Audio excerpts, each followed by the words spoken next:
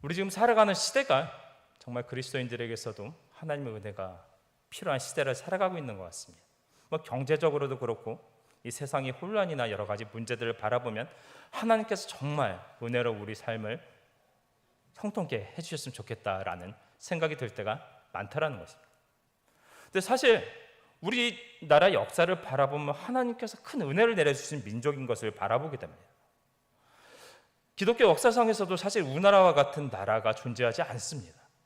불과 100여 년 전에 우리나라에는 기독교인이 한 명도 없었습니다. 그런데 불구하고 지금 우리나라의 상황을 보면 우리나라 종교 인구 중에 20% 이상이 제1의 종교가 기독교라고 하는 것입니다. 이것은 사실 기독교 역사적으로도 유례가 없는 것이, 한 나라가, 다른 종교권에 있던 나라가 강제로 다른 나라의 식민지가 되거나 강제로 개종당하지 않고서 복음이 전해졌을 때 그 백성들이 자발적으로 믿어 기독교 국가로 변모된 경우는 사실 찾아보기 힘든 것입니다. 우리나라 바로 그런 민족이었습니다. 바로 선교사들이 그런 헌신과 희생이 있었지만 들어와서 그 복음이 전해질 때 우리나라는 모든 사람들이, 바로 많은 사람들이 그 복음을 받아들고 그 하나님을 붙들고 기도하는 민족이 되었습니다. 그 과정 속에서 바로 그것은 우리 일제 강점기 시대 가운데 우리 민족을 살리는 종교가 되어졌으며, 우리가 6.25 전쟁과 폐허가 된 가운데 속에서 정말 아무것도 할 수 없어 하나님을 붙잡고 기도할 수밖에 없었던 그 시대, 바로 그 가운데 기독교가 폭발적으로 성장했으며 그 가운데 우리나라 성장의 가슴을 보게 된다는 것입니다. 이처럼 우리나라에 하나님께서 많은 은혜를 부어줘 왔음을 우리는 경험하고 우리는 고백할 수 있는 나라인 것입니다. 하지만 우리나라의 지금 현실을 바라보면 기독교가 점점 어려워져 가고 있음을 보게 됩니다. 단지 기독교의 문제라고만 바라보고는 힘들 것입니다. 점점 사람들이 종교에 대한 관심이 식어져 가는 시대를 살아갑니다. 저번에 어떤 글을 보니까 불교에서도 중으로 출가하는 사람들이 없어 그 유인책을 마련해야 된다는 이야기가 내부에서 나온다는 이야기를 들었습니다. 이 시대가 하나님보다 자기의 힘으로, 자기의 것으로 세상을 살아가는 사람들이 더 많은 시대를 살아가고 있다는 것입니다. 게다가 더 치명적으로 여러분 잘 아시는 것처럼 우리 인구가 줄어드는 것들이 단지 지금 당장 줄어드는 것은 아니지만 이 미래 세대가 줄어들고 있는 것들이 피부로 와닿는 시대를 살아가고 있습니다. 학교가 사라지고 유치원이 사라지고 어린이집이 사라지는 그 자리에 요양병원이 생겨나고 장례식장이 생겨나는 시대를 살아갑니다. 또한 그처럼 어려워지는 시대를 살아가다 보니 많은 사람들이 경쟁 가운데 뛰어드는 것을 보게 됩니다. 여러분 요즘 뉴스를 들어보신 분들은 4세 고시, 7세 고시 들어보셨을 것입니다. 이 경쟁의 시대 가운데 성공하기 위해서는 어릴 때부터 모든 것들을 계획하여 그 아이들을 키워야 된다는 것입니다. 아이들을 영어 유치원 보내기 위해서 4세 이전에 3세 아이들을 교육하여 시험을 봐서 그 합격한 아이들만 영어 유치원에 들어갈 수 있다고 합니다. 또 그것을 졸업한 아이들이 시험을 봐서 초등학교 들어갈 때 바로 의대 입시반이라는 그 반에 들어가기 위해서는 7세 고시를 통해서 합격하지 않고서는 들어갈 수 없다고 말합니다.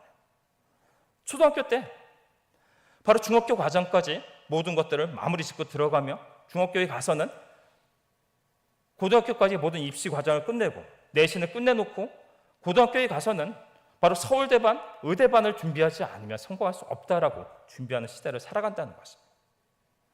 이런 시대를 살아가고 있는데 바로 영혼의 구원이라는 바로 눈앞에 피부에 와 닿지 않는 것은 이야기를 해도 사실 피부에 와 닿지 않는 이야기가 돼버리고 마는 것입니다. 근데 이것이 단지 믿지 않는 사람들만의 이야기일까요? 사실 우리 믿는 많은 부모님들이 같은 모습을 보이는 것을 보게 됩니다.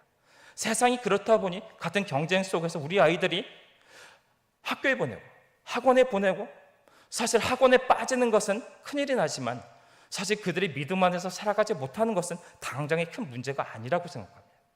때로는 바로 그것은 그 아이의 종교적인 자유에 해당하는 부분이라 여기는 모습을 바라봅니다. 점점 갈수록 바로 이 나라가 우리 이전의 세대에 바로 지금 여기 앉아 계신 분들일 겁니다.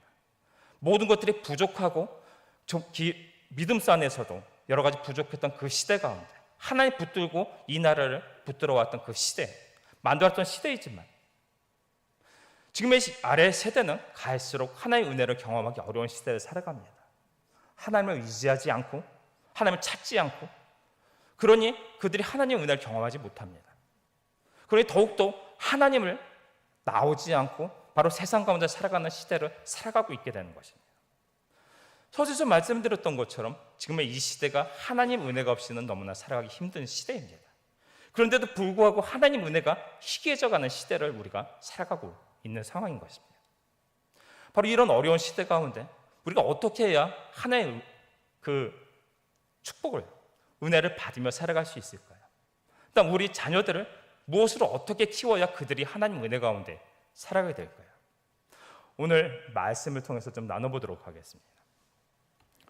오늘 본문의 장면은 모세가 출애굽 2세대를 데리고 모압 평야 가운데, 바로 요단강만 건너면 그들이 그토록 기다리던 가나안 땅이 보이는 그 위치에 와 있는 상태입니다.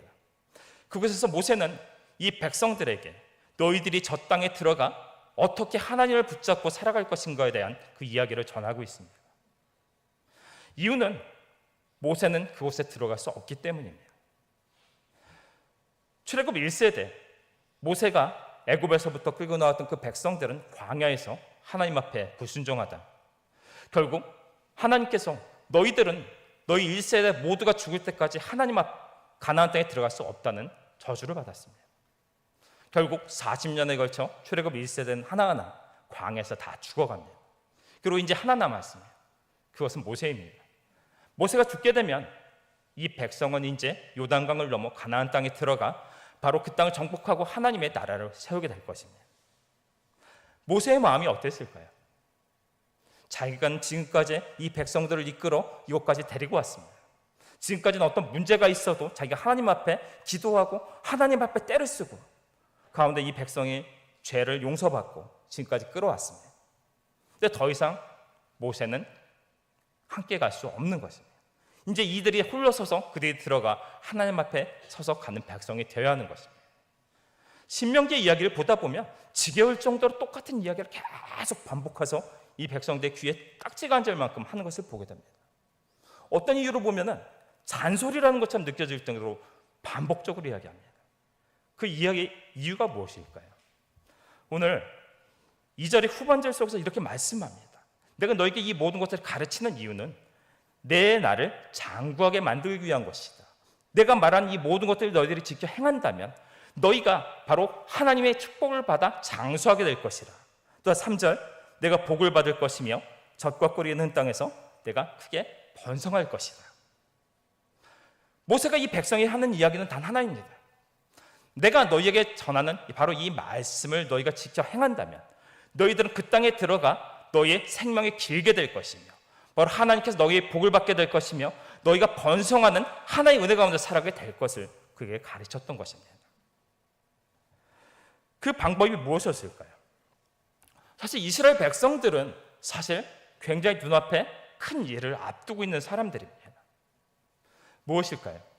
이 백성들은 원래 430년 동안 애굽에서 종살이하던 백성입니다.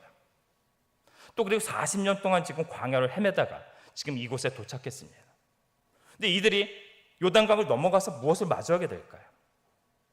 분명히 그 땅은 하나님이 주신 땅이지만 그들은 공짜로 그 땅을 주시지 않았습니다.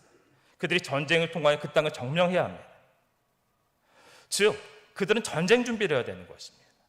바로 군사를 훈련시키고 전략을 짜고 그들이 그 땅을 점령할 준비를 해야 됩니다. 또한 그들이 나라가 만들어져 있는 것에 들어가는 것이 아니라 그들이 들어가 새로운 나라를 만들어야 합니다. 조직을 만들고 사람을 세우고 나라를 세워야 될 때입니다. 그리고 이 백성들 목축업 소나 양을 키우며 살던 백성들입니다. 그러나 이 가나안 땅에 들어가 그들이 농경사회 속에서 농사를 지으며 살아갈 사람들입니다. 이들이 배우고 그들이 해야 될 많은 것들이 그들이 눈앞에 있습니다. 급한 것들입니다. 바로 땅을 정복하고 먹고 살 방법을 찾으며 나라를 세우는 것. 그래야 그들이 그 속에 들어가 살 수 있지 않습니까? 그들의 가장 급한 것들은 어떻게 보면 그것일 것입니다. 그들이 배워야 할 것들은 바로 이런 것들, 훈련하고 전략을 짜고 농사를 짓는 방법을 배우며 나라를 세우는 것을 배웠어야 했을 것입니다. 하지만 모세는 그들에게 그렇게 말씀하지 않습니다. 1절,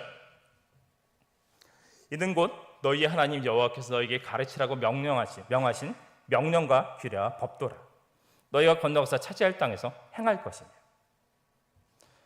이 앞서서 모든 말씀, 이 백성들이 했던 모든 것들, 이것을 너희가 들어가서 가장 먼저 그 가운데 너희가 지켜야 할 것들을 내가 가르친 것이라고 말씀합니다. 그들이 눈앞에 있는 가장 급한 모든 것들보다도 바로 자신들이 알아야 할 뜻들이라고 생각되는 것들보다 바로 너희가 가장 먼저 알아야 될 것은 하나님의 말씀이며 그것을 지켜 행하는 것이 너희가 가장 먼저라고 모세는 이 백성들에게 말씀하고 있습니다. 왜일까요? 한번 이런 비유를 들어보려고 합니다. 이들이 들어가서 만들 나라는 하나님의 나라입니다. 바로 하나님의 백성이 되는 것입니다. 이스라엘은 세상의 나라와 같이 아니하며 하나님이 직접 통치하는 나라입니다. 하나님이 직접 통치한다는 것은 무엇일까요? 비유를 하자면 우리나라가 대한민국의 국민일 수 있는 것은 이 땅에 국적을 가진 사람들부터 태어났기 때문입니다. 또한 이 땅에 국적을 가지고 이 땅의 법으로 우리가 통치를 받기 때문입니다. 그럴 때 우리는 그 법의 보호를 받으며 우리 권리를 행사하며 대한민국의 사람으로 살아갈 수 있는 것입니다. 동일합니다. 이 백성들은 들어가서 그 땅을 정복할 것입니다. 그리하여 이미 이스라엘 백성들은 만들어져 있으며 땅을 정복하게 됐을 때 그들이 하나님의 백성일 수 있는 것은 하나님의 법 안에 서는 것입니다. 그들이 하나님의 법을 따라 살아갈 때, 하나님의 말씀을 지켜 살아갈 때 바로 그들이 하나님의 백성이 될 수 있는 것입니다. 하나님의 통치가 그들에게 임하기 때문입니다. 그럴 때 어떤 것이 일어날까요? 하나님의 통치가 그 가운데 일어날 때 하나님은 그들이 자신의 백성이기 때문에 그들을 책임지시고 그들을 보호하시며 그들을 이끌어 복을 내어 그들의 백성을 살게 만드시는 것입니다. 그리하여 그들이 가장 먼저 바로 하나님 앞에 온전히 서서 말씀을 지켜 행할 때 어떤 복을 주신다고 말씀하십니까? 2절과 3절 말씀 함께 읽어보겠습니다. 곧 너와 내 아들과 내 손자들이 평생에 내 하나님 여호와를 경외하며 내가 너에게 명한 그 모든 규례와 명령을 지키게 하기 위한 것이며 또 내 날을 장구하게 하기 위한 것이라. 이스라엘아 듣고 삼가 그것을 행하라. 그리하면 내가 복을 받고 내 조상들의 하나님 여호와께서 내게 허락하신 같이 젖과 꿀이 흐르는 땅에서 내가 크게 번성하리라. 그들이 받게 되는 복입니다. 너가 그 하나님의 말씀 가운데 서서 그 말씀을 지켜 행하고 또 너희가 너희 자손들에게 그것을 가르쳐 지키게 할 때 바로 하나님, 내 하나님 여호와께서 너희들의 모든 질병 가운데 너를 지켜 너희 생명을 장수하게 만들 것이며 너에게 복을 주고 바로 내가 너에게 줄 젖과 꿀이는 그 땅 가운데서 너희가 번성하는 애를 너에게 내려줄 것이다. 너희가 내 백성이 되었기에 내 통치 가운데 사는 백성이기 때문에 내가 너희들을 책임짐으로 바로 내가 너에게 모든 복을 내려줘 너희들이 그 축복 가운데 살게 만들 것이다 라고 약속을 하여 주고 계시는 것입니다. 바로 이것이 우리가 우선순위의 문제입니다. 우리 인간적인 생각 속에서는 다릅니다. 가장 눈앞에 문제들을 해결하기를 바라는 것입니다. 어떤가요? 간혹 사람들 그렇게 얘기합니다. 내 눈앞에 가장 급한 일들, 지금 문제들, 어지러운 것들을 해결하고 나서 내가 하나님 앞에 나오겠다라고 말씀하는 경우들을 많이 보게 됩니다. 근데 하나님은 그렇게 말씀하시지 않습니다. 네가 어렵다면, 힘들다면, 네가 여러 가지 문제 가운데 있다면 바로 그 모습 그대로 그 나에게 나와 내 말씀을 지켜 행하며 내 백성으로 살아가라고 말씀하는 것입니다. 그때 내가 너와 함께함으로 내 백성이기 때문에 너와 함께하는 복을 내려줄 것이며 그 모든 문제들 또한 내가 함께하는 가운데 형통의 은혜로 너희를 함께 덮어줄 것이다 라고 말씀하는 것입니다. 우리가 이 시대 가운데 복을 받고 살기를 바라십니까?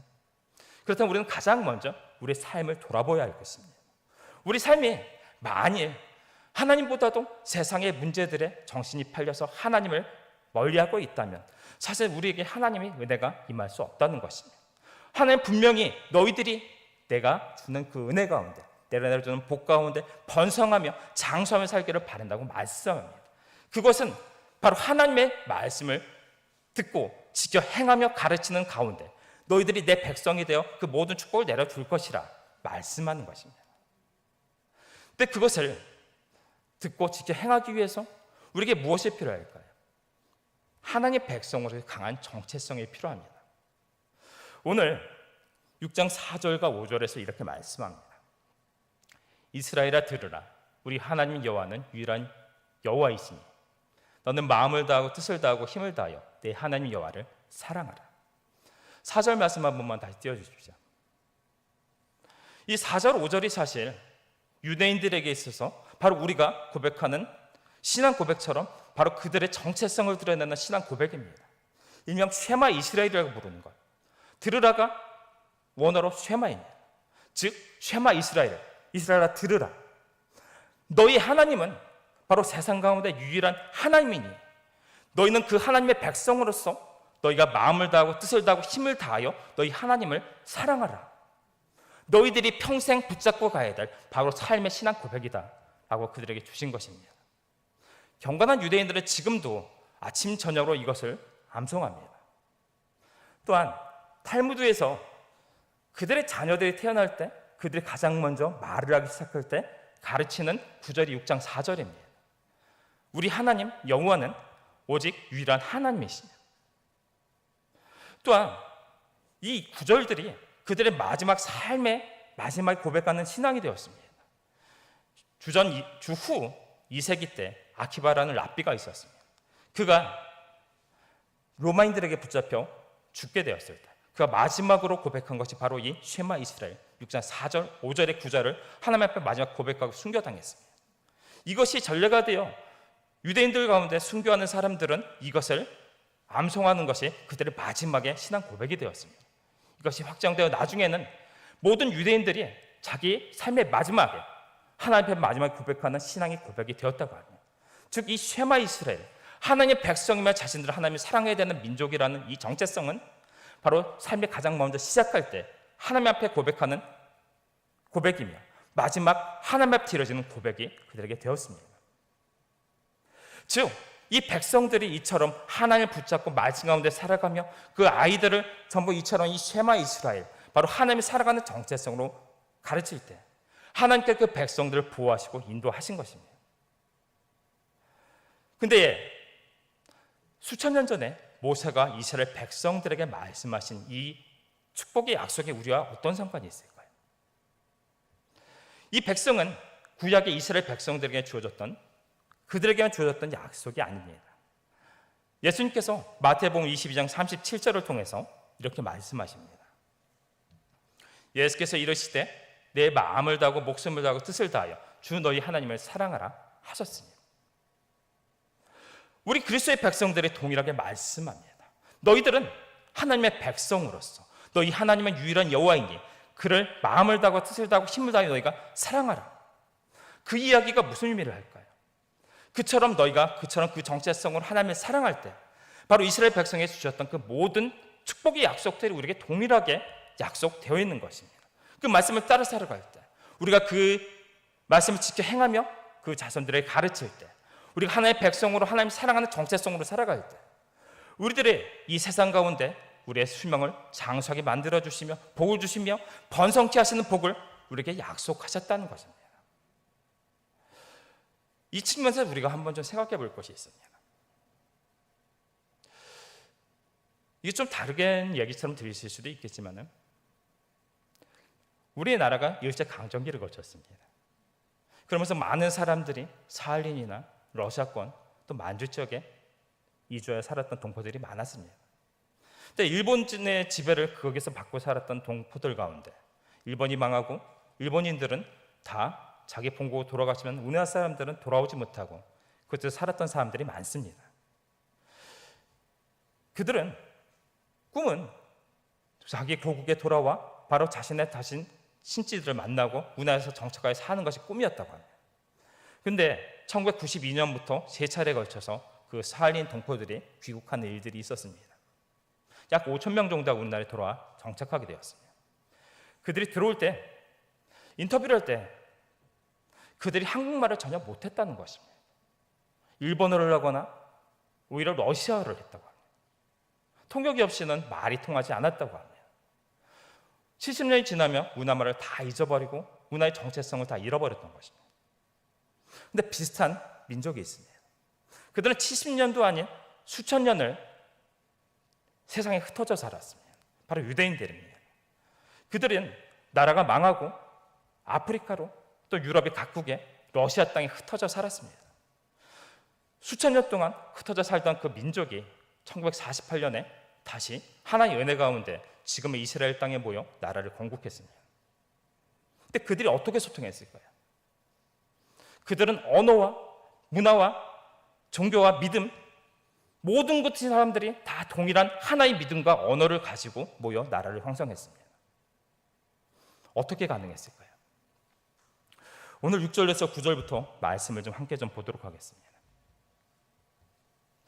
오늘 내가 내게 명하는 이 말씀을 너는 마음에 새기고 내 자녀들에게 부지런히 가르치며 집에 앉았을 때든지 길을 갈 때든지 누워 있을 때든지 일어날 때든지 이 말씀을 강론할 것이며 너는 또 그것을 내 손목에 메어 기호로 삼으며 내 비간에 붙여 표로 삼고 내 집 문설주와 바깥문에 기록할지니라.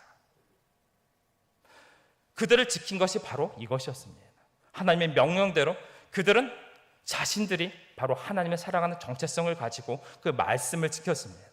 또 그 자녀들을 말씀으로 그 언어로 가르쳤습니다. 또한 바로 이 쉐마 이스라엘 6장 4절 5절이 9절 바로 성경의 말씀처럼 바로 너무나 문자적으로 그들은 누워서 눈을 뜨고 기도하며 일어서서 기도하며 걸어가며 이것을 암송하고 테필린이라고 여러분이 사진 보시면은 팔에 검은 띠를 띠신 것들 보신 적 있으실 것입니다. 자기 팔에 띠라고 한 이 말씀에 따라서 이 구절을 쓴 팔찌를 띠고 또 상자에 넣은 머리에 달고 또 자기의 집 바깥의 문에 이 구절을 붙여놓고 들어갈 때 나갈 때 거기 입 맞추고 손을 대며 거기를 고백하며 나간 사람들이었습니다. 이처럼 그들이 바로 하나님의 말씀대로 자신들의 정체성을 지키고 그 말씀을 지키고 그것을 지켜 행할 때 하나님께서 이 백성들을 지켜주시며 그들을 이끌어 그들의 독립된 국가로 다시 하나님의 백성으로 그들을 회복시켜 주셨던 것입니다. 이 시대에 우리에게 어떤 것을 말씀해 주실까요? 아까 드렸던 말씀이기도 하지만 우리가 많은 순간 하나님 앞에 온전하게 살아가지 못하는 핑계가 바로 나의 삶의 문제들입니다. 나의 앞에 너무 바쁜 것들이 많습니다. 너무 어지러운 것들이 있습니다. 지금 너무 힘드니 내가 하나님 앞에 나오지 못하겠습니다 라는 것입니다. 그러나 하나님께서는 그렇게 말씀하시지 않습니다. 너희가 바로 내 안에 온전히 나와의 관계 속에 너희가 회복된다면 바로 내가 너희 삶을 이끌어 책임질 것이며 내가 복을 내려주면 너희를 번성하게 만들어 줄 것이다 라고 약속하는 것입니다. 세상에 내가 성공할 것들을 찾아다닐 것이 아니라 바로 하나님 안에서 하나님의 약속을 내가 믿고 그것을 붙잡을 때 하나님께서 너희를 번성케 만들 약속을 붙잡고 살아가야 되는 것입니다. 또한 우리 후손들을 가르쳐야 됩니다. 우리가 이 세대를 바라보면 가정에서 교육이 사실 어찌 보면 무너져가는 시대를 살아갑니다. 신앙교육만은 아닐 것입니다. 아이들이 너무나 바쁜 시대입니다. 초등학교든 중학교든 고등학교든 학교에 가고 학원에 가고 얼굴 보기도 힘든 시대입니다. 너무나 바쁘게 돌아가는 아이들을 놓고 너희들이 이렇게 살아라 저렇게 살아라 너희가 이렇게 사는 게 옳다라고 말하고 시간도 주사도 존재하지 않습니다. 그런데 우리가 아이들을 그렇게 가르치지 않으면서 그들이 올바른 인성으로 자라날 것을 바라는 것들이 더 이상한 이야기가 되는 시대입니다. 또한 신앙적으로도 마찬가지입니다. 그들이 일주일에 주일날 두세 시간 교회에 보내놓고 그들이 교회에 주일학교에만 보내기만 하면 교회만 보내면 신앙적으로 그들을 만들어줘야 된다고 생각하는 시대를 살아가고 있는 것입니다. 아이들이 집에 들어갈 때 우리 부모들이 기도하는 모습을 볼 수 없으며 말씀에 따라 살아가지 않으며 찬양이 흘러나오지 않는 집안 가운데 살아가는 아이들이 믿음 속에 살아갈 수 없는 것입니다. 우리 부모님들부터 믿음의 모습을 본을 보여주지 않는데 우리 자손들이 하나의 축복을 받지 못하고 살아가게 되는 것입니다. 오늘 이 본문을 통하여 모세는 이 백성들에게 너희들이 복을 받고 살아가는 방법을 가르칩니다. 그것은 무엇입니까? 너희가 강한 하나님의 백성, 유일한 하나님 백성으로서의 정체성을 가지고 그 하나님을 사랑하며 그분의 말씀을 지켜 행할 때 바로 너희 모든 삶의 영역 가운데 내가 책임지고 너희를 축복하겠다는 것이었습니다. 그 약속은 지금도 유효합니다. 바로 이 시간, 바로 우리 모든 뚝성교회 성도들에게 하나님 동일하게 말씀하시는 것입니다. 뚝성교회 성도들아, 나는 내 하나님이 유일한 하나님이니 너희가 나의 마음을 다하고 뜻을 다하고 힘을 다하여 사랑하며 내 말씀을 지켜 행하고 또 너희 자녀들에게 이것을 가르쳐 지키면 바로 내가 너희에게 번성케 할 것이며 모든 것 가운데 복을 주어 너희들이 그 상황 가운데 장수의 복을 내려줄 것이다 말씀하는 것입니다. 이 고백이 여러분의 고백이 되시기 바랍니다. 여러분이 고백이 되어 이 고백을 하나님 앞에 올려드릴 때 바로 이 모든 축복이 하나님의 약속이 여러분 삶 가운데 내려지며 바로 여러분의 자녀들에게 이것을 가르침을 통해서 여러분의 자녀들이 바로 하나님의 입작신 모든 축복 가운데 살아가는 가정과 후손과 그런 명문의 가정들이 될 수 있기를 예수님의 이름으로 축원합니다.